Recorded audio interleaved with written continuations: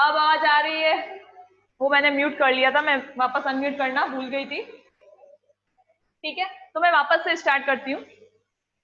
Helmholtz, last अपन ने क्या पढ़ रखा था कि ए व जी स्वतः प्रक्रम और साम्य के रूप में। ए व जी एज क्राइटेरिया फॉर इक्विलिब्रियम और स्पॉन्टेनिटी। ठीक है, तो जिसमें से अपन ने पहला पढ़ लिया था G as criteria for spontaneity and equilibrium. G स्वतः प्रक्रम और साम्य के रूप में हमने पढ़ लिया था।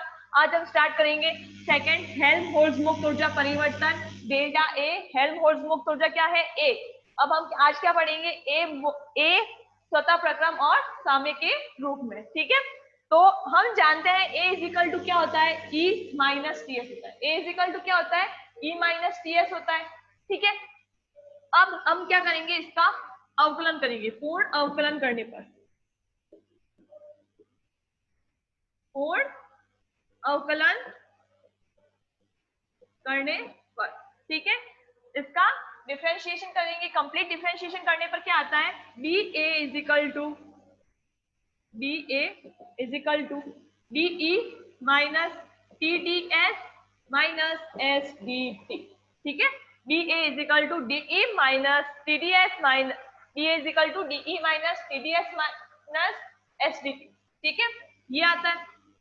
अब हम क्या करेंगे? पीडीवी को इस इक्वेशन में क्या करेंगे? हम पीडीवी को जोड़ेंगे और घटाएंगे भी। ठीक है, तो इस इक्वेशन में पीडीवी को जोड़ने और घटाने पर, इस इक्वेशन में क्या करेंगे? पीडीवी को जोड़ने और घटाने पर, तो देखो डी ए इजिकल टू क्या आया? D A is equal to D E, अपन क्या कर रहे हैं? इसमें पीडीवी को जोड़ना है और घटाना है। ठीक है, तो डीई प्लस पीडीवी, एक बार जोड़ेंगे फिर क्या करेंगे? घटाएंगे भी, माइनस पीडीवी। ठीक है, माइनस क्या है? TDS minus SDT, minus SDT. ठीक है, अब हम सब जानते हैं ऊष्मागतिकी के प्रथम और द्वितीय नियम से क्या आया था? टीडीएस इजिकल टू क्या आया था?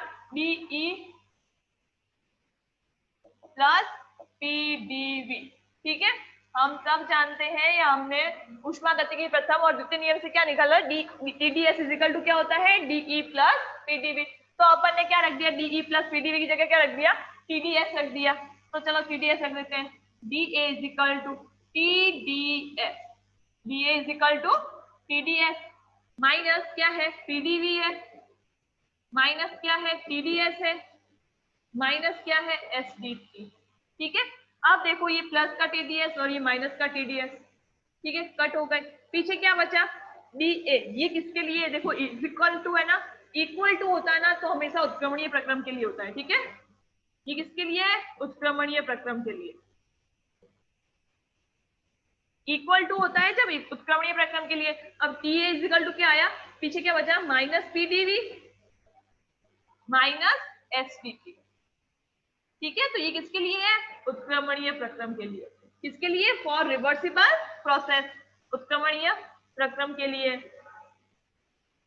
किसके लिए है? उत्क्रमणीय प्रक्रम या फॉर रिवर्सिबल प्रोसेस के लिए। अब हम, ये तो आ गया उत्क्रमणीय प्रक्रम के लिए। ठीक है, इसको लगा लेते हैं इक्वेशन नंबर 1, को लगा लिया इक्वेशन नंबर 1।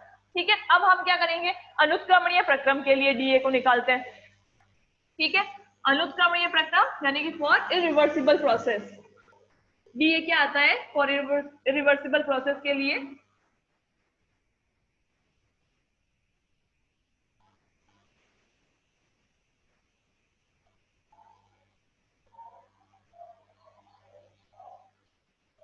देखो, इरिवर्सिबल प्रोसेस के लिए क्या हो जाएगा? D A is less than क्या हो जाएगा? टीडीएस। प्रोसेस वही का वही है। ठीक है, डीई पहले जो था ना, ये A is equal to E minus T S है ना, इसका पूर्ण अवकलन करेंगे। पूर्ण अवकलन करने पर क्या आएगा? DE minus TDS minus STT. फिर क्या करेंगे? पीडीवी को जोड़ने और घटाने पर, तो DE plus PDV minus PDV. फिर जो आएगा तो डीई की जगह अपन ने क्या लिख दिया? टीडीएस लिख दिया, और टीडीएस से टीडीएस कट गया, तो क्या आया अपने पास? वो यही लिखते हैं सीधा। इसके लिए अनुत्क्रमणीय प्रक्रम के लिए क्या होगा? DA is less than minus PDV minus SDT। ठीक है, सेम वही करना है, बस अपन को साइन कौन सा लगाना है? ये वाला। ठीक है, अनुत्क्रमणीय प्रक्रम के लिए साइन कौन सा लगाना है, ये वाला लगाना है, ठीक है, लेस देन। बाकी प्रोसेस जो अपन ने किया है इसके अंदर वो सेम है कि a इक्वल टू क्या होता है, e माइनस टी एस, फिर इसका पूर्ण अवकलन किया, पूर्ण डिफरेंशिएशन किया, डिफरेंशिएशन करने पर क्या आता है, D E minus T D S minus S T T, ठीक है। फिर अपन ने क्या किया, पीडीवी को जोड़ा और घटाया है, ठीक है, फिर तो क्या आया, DE plus PDV minus T D S minus S T T आता है, ठीक है। फिर अपन ने क्या कहा कि डीई प्लस पीडीवी क्या होता है, टीडीएस होता है, तो क्या आता है, D A is equal to, यहाँ पे इज इक्वल टू ना होगा अनुत्क्रमणीय प्रक्रम के लिए, यहाँ पे क्या होगा, लेस देन हो जाएगा, तो D A less than TDS minus PDV minus TDS minus STT, ठीक है। तो ये प्लस का टीडीएस है, ये माइनस का टीडीएस है, दोनों कट हो जाएंगे, तो पीछे क्या बचा, डी ए अनुत्क्रमणीय प्रक्रम, यहाँ पे उत्क्रमणीय प्रक्रम है तो क्या आया, इक्वल टू है, अनुत्क्रमणीय प्रक्रम के लिए क्या आएगा, लेस देन आ जाएगा माइनस पीडीवी माइनस एसटीटी, ठीक है, सेम का सेम होगा। ये आया इक्वेशन नंबर, ये क्या आया, इक्वेशन नंबर 2। अब इन दोनों को इक्वेशन 2 और 1 को क्या कर लेते हैं, कंबाइन कर लेते हैं। कंबाइन करने से क्या आता है, डी ए लेस देन और इक्वल टू क्या आएगा, minus PDV minus S T T, ठीक है। ये जो इक्वेशन आई है इसको लगा लेते हैं इक्वेशन 3। ये जो इक्वेशन है, ठीक है, इक्वेशन 3 जो है वो क्या करता है, ए को स्वतः प्रक्रम और साम्य के रूप में दर्शाता है, ठीक है। ये जो इक्वेशन 3 आई है वह ए को स्वतः प्रक्रम और साम्य के रूप में दर्शाता है, ठीक है। अब हम क्या करेंगे, देखो स्थिर आयतन और स्थिर ताप पर क्या होता है, ठीक है। ये क्या हो गया, अपन यही पढ़ रहे थे कि ए स्वतः प्रक्रम और साम्य के रूप में, अपन यही पढ़ रहे थे स्वतः प्रक्रम और साम्य के रूप में, अगर इक्वल टू है तो साम्य हो जाता है, और ये लेस देन है, D A is equal to क्या है, लेस देन है, तो ये क्या है, स्वतः प्रक्रम के लिए, तो ये स्वतः प्रक्रम और साम्य के रूप में दर्शाता है ए को। फिर अगर हम देखो D V is equal to क्या करते हैं, लेते हैं, देखो स्थिर आयतन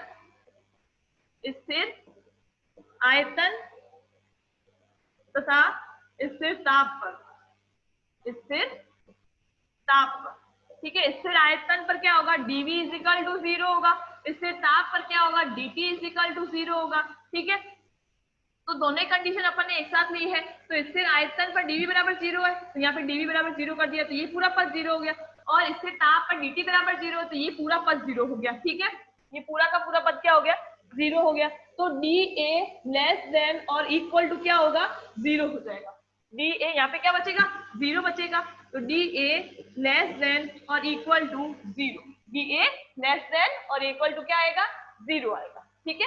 अब यह हम 3 प्रकार से दर्शा सकते हैं, dA को हम क्या कर सकते हैं, 3 तरह से दर्शा सकते हैं। देखो अगर dA इज इक्वल टू 0 है तो क्या होगा, प्रक्रम साम्य होगा, dA इज इक्वल टू 0 है तो प्रक्रम क्या होगा, साम्य होगा।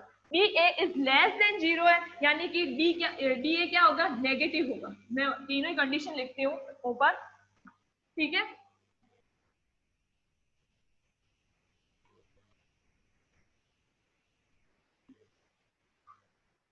पहली कंडीशन क्या है, अगर साम्यावस्था है, साम्यावस्था के लिए क्या होगा, dA इज इक्वल टू 0 हो जाएगा, dA या फिर डेल्टा ए ले ले अपन, ठीक है।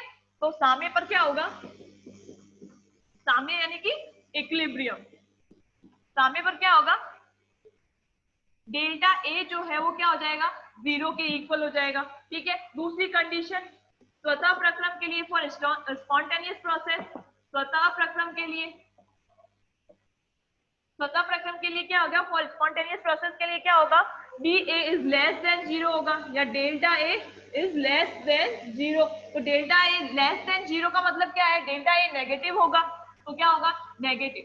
तो स्वतः प्रक्रम के लिए क्या है, डेल्टा ए नेगेटिव होगा या लेस देन 0 होगा, ठीक है। फिर तीसरा क्या है, अस्वतः प्रक्रम के लिए, अस्वतः प्रक्रम के लिए, अस्वतः प्रक्रम की हम बात करते हैं तो डेल्टा ए क्या होगा, delta A is greater than 0 हो जाएगा।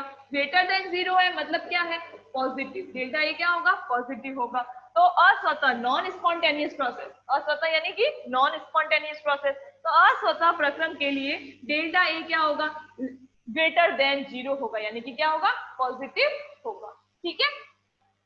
तो ये था ई स्वतः प्रक्रम और साम्य के रूप में। ठीक है, अब हम अपने नया टॉपिक आता है, ये था, यहां तक था ऊष्मागतिकी का द्वितीय नियम, सेकेंड लॉ ऑफ थर्मोडायनेमिक्स। ठीक है, यहां तक क्या था, सेकेंड लॉ ऑफ थर्मोडायनेमिक्स। अब हम स्टार्ट करेंगे ऊष्मागतिकी का तृतीय नियम, थर्ड लॉ ऑफ थर्मोडायनेमिक्स। ठीक है, तो यहाँ पे सेकेंड लॉ ऑफ थर्मोडायनेमिक्स खत्म होता है, कंप्लीट होता है। अब हम स्टार्ट करेंगे थर्ड लॉ ऑफ थर्मोडायनेमिक्स।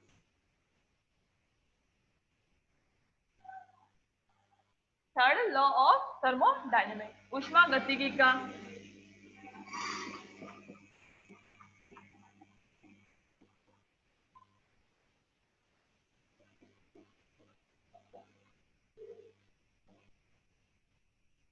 तृतीय नियम।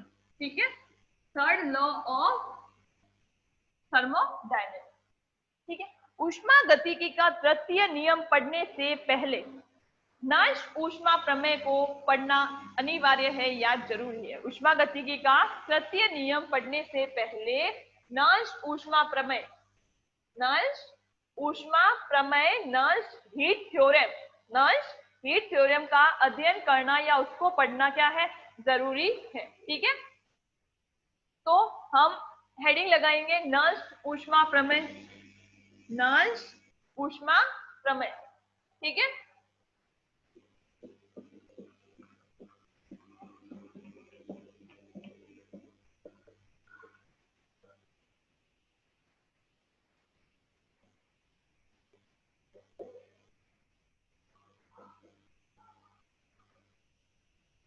नष्ट हीट थ्योरम। ठीक है, ऊष्मागतिकी का तृतीय नियम पढ़ने से पहले नष्ट ऊष्मा प्रमेय का अध्ययन आवश्यक है या जरूरी है। ठीक है, नष्ट हीट थ्योरम को पढ़ना क्या है, जरूरी है ऊष्मागतिकी के थर्ड लॉ को पढ़ने से पहले। तो अपने हेडिंग लगा ली, नष्ट ऊष्मा प्रमेय क्या है। तो देखो, delta G is equal to क्या होता है, delta H minus T delta S होता है ना। Delta G is equal to क्या होता है, delta H minus T delta S होता है। ठीक है, अब गिब्स हेल्महोल्ट्ज इक्वेशन अपने पढ़ रखी है, गिब्स हेल्महोल्ट्ज इक्वेशन अपन ने पढ़ रखी है। तो वो क्या थी, delta G is equal to क्या थी, Gibbs Helmholtz equation, delta G is equal to delta H plus T del delta G upon del T at constant theta. ठीक है, तो ये गिब्स हेल्महोल्ट्ज इक्वेशन है। अब ये गिब्स हेल्महोल्ट्ज इक्वेशन क्या है, यही है।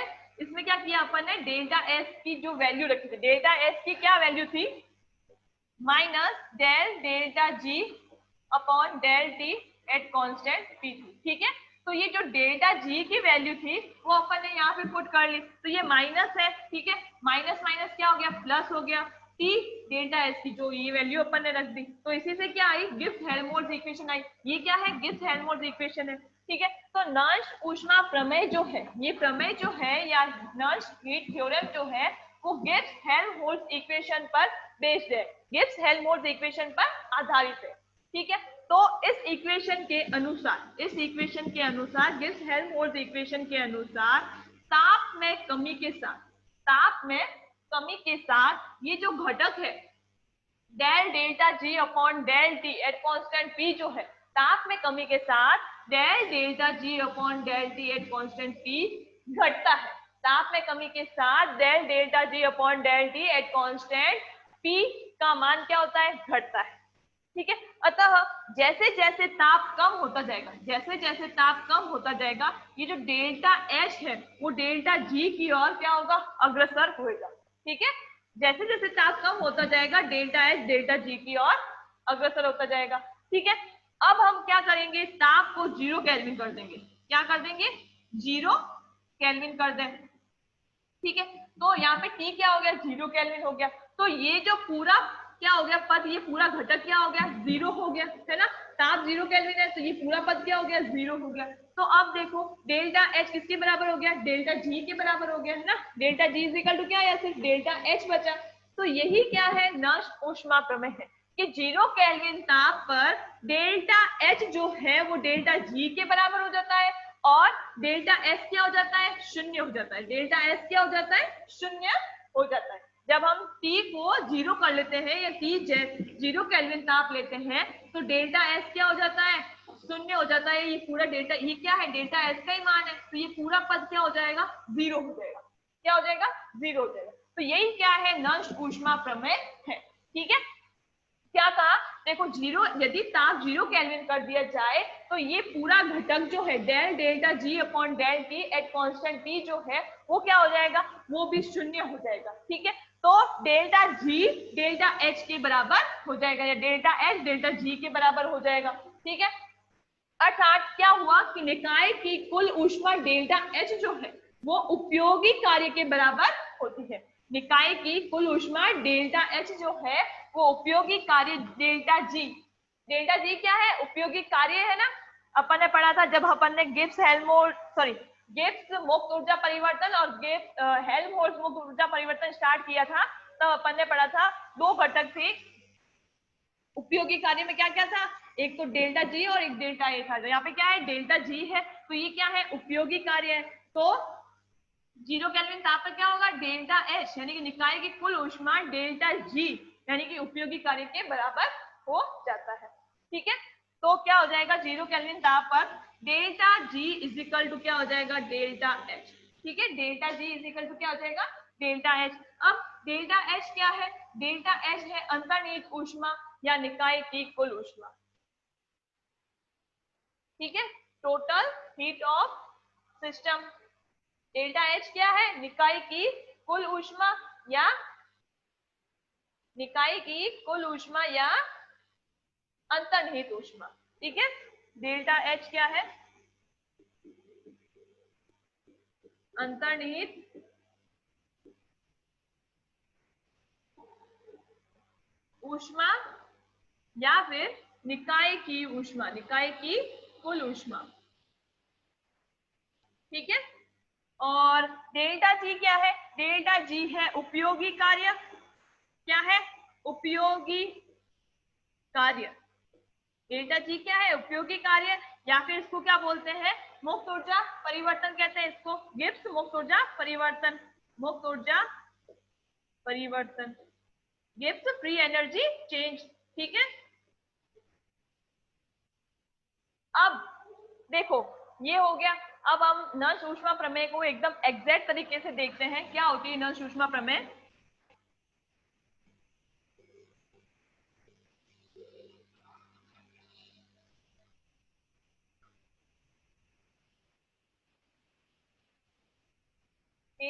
जीरो केल्विन ताप, जीरो केल्विन ताप क्या होता है, परम शून्य ताप होता है। जीरो केल्विन क्या होता है, परम शून्य ताप होता है ना। तो जीरो केल्विन ताप पर, जीरो केल्विन ताप पर, जीरो केल्विन ताप पर आंतरिक ऊर्जा परिवर्तन, जीरो केल्विन ताप पर आंतरिक ऊर्जा परिवर्तन यानी कि डेल्टा एच जो है वो उपयोगी कार्य यानी कि डेल्टा जी के बराबर होता है तथा एंट्रोपी के क्या होता है, शून्य हो जाता है। एंट्रोपी के शून्य हो जाता है, एंट्रोपी की क्या हो जाता है, शून्य हो जाता है।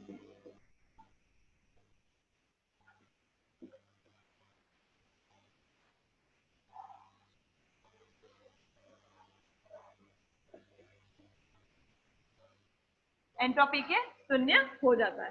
ठीक है, तो नष्ट ऊष्मा प्रमेय क्या हुआ कि 0 केल्विन ताप पर आंतरिक ऊर्जा परिवर्तन यानी कि डेल्टा एच उपयोगी कार्य डेल्टा जी के बराबर होता है तथा एंट्रोपी परिवर्तन की क्या होता है, एंट्रोपी की क्या होता है, शून्य हो जाता है। 0 केल्विन ताप पर क्या होती है, एंट्रोपी क्या हो जाती है, शून्य हो जाती है। तो 0 केल्विन पर ताप क्या है, 0 ताप क्या है, 0 केल्विन है, तो डेल्टा एस क्या हो जाएगा, शून्य हो जाएगा। डेल्टा एस क्या हो जाएगा, शून्य। ये भी क्या हो जाएगा, 0 केल्विन। यही तो है, टी डेल्टा एस होता है। अगर हम ताप को ही शून्य कर देते हैं तो डेल्टा एस क्या हो जाएगा, ये भी 0 हो जाएगा।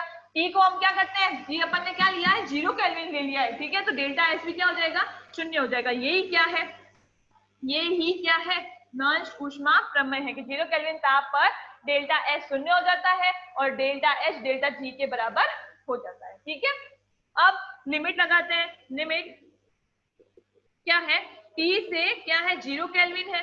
ठीक है, तो डेल्टा एस क्या हो जाएगा, delta S is equal to 0, delta S is equal to 0। ठीक है, तो ये था नष्ट ऊष्मा प्रमेय। यहां तक क्लियर हुआ नष्ट ऊष्मा प्रमेय तक?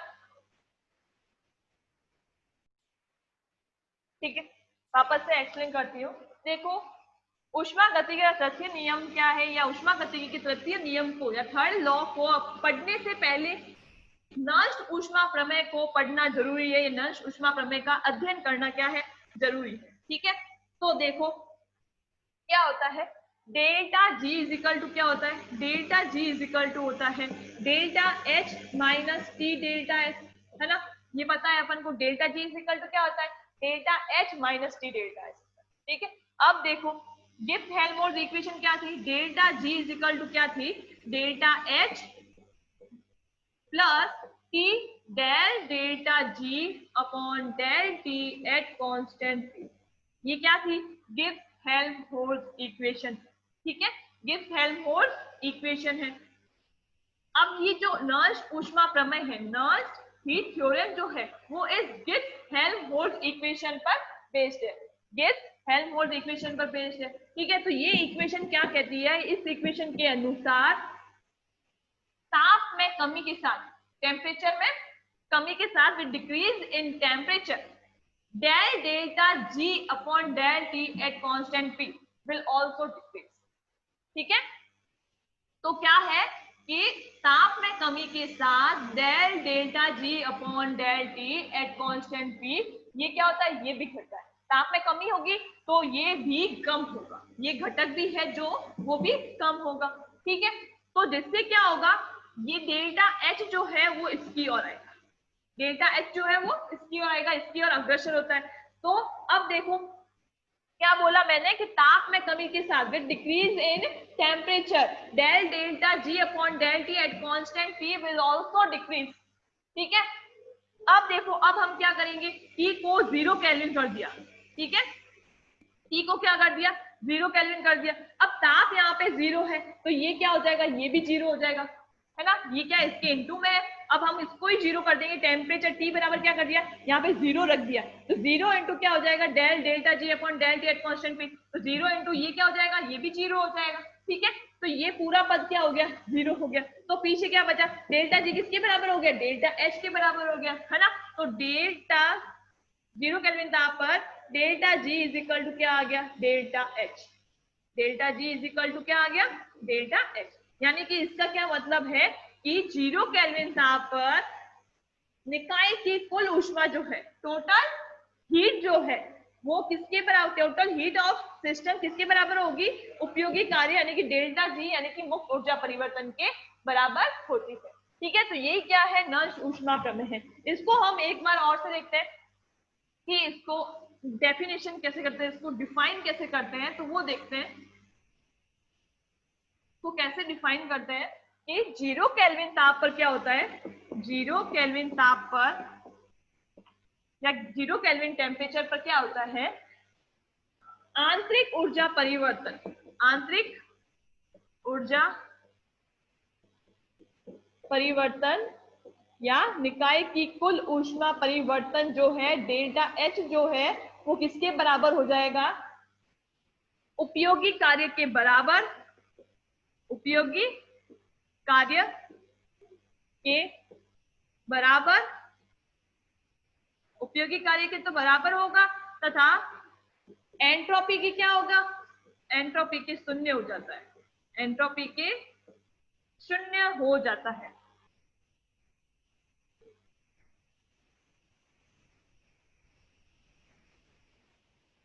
शून्य हो जाता है। ठीक है, तो क्या था, delta G is equal to क्या था, delta H minus T delta H था। ठीक है, तो 0 केल्विन कर दिया टेम्परेचर,